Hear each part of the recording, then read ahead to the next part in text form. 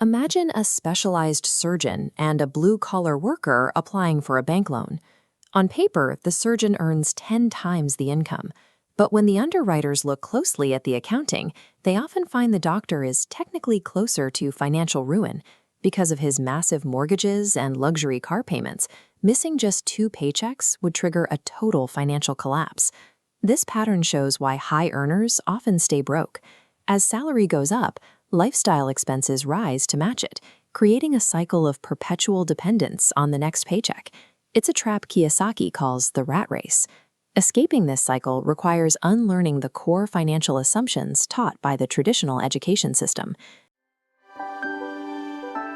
In 1997, Robert Kiyosaki published Rich Dad, Poor Dad, a book that sold over 32 million copies and became a cornerstone of personal finance literature.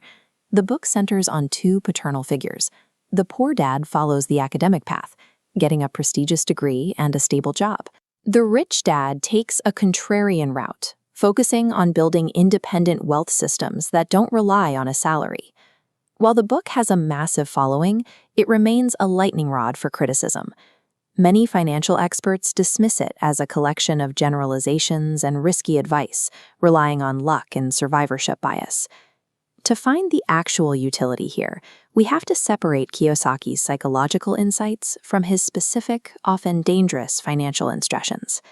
Kiyosaki's rule: an asset puts money in your pocket, a liability takes it out. Therefore, your home is a liability, requiring constant monthly payments. The middle class struggles by purchasing luxury items, stacking liabilities that eventually overwhelm their income. Wealthy individuals acquire income-generating assets first, using the resulting cash to pay for their luxuries. Wealth isn't measured by possessions. It's measured by how long you survive after you stop working. Kiyosaki's cash flow quadrant visualizes how people earn money. Left side employees and self-employed trade time for money. If they stop working, income vanishes. Right side, business owners and investors build scalable systems and leverage capital, growing their income continuously. Escaping the rat race requires a shift in strategy, moving from the active labor of the left side to the scalable systems on the right.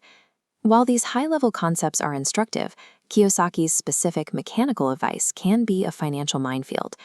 Kiyosaki advocates extreme leverage, using massive debt to acquire real estate.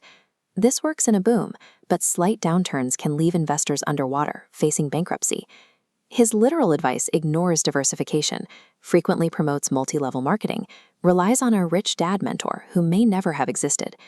For most people, following these specific strategies literally would require a level of risk tolerance that leads straight to ruin. The real value of Rich Dad, Poor Dad is its role as an entry point for financial literacy. It's a tool for changing how you view money, not a step-by-step manual for buying property. You can apply these concepts safely by building an asset column with proven lower-risk vehicles like broad index funds. This allows your money to work for you without the extreme dangers of high-interest debt. The strategy is the same one you see in Monopoly. Focus on acquiring green assets that pay you a dividend, and only trade up for luxuries once that income can cover the cost. This requires a shift in how you solve financial problems.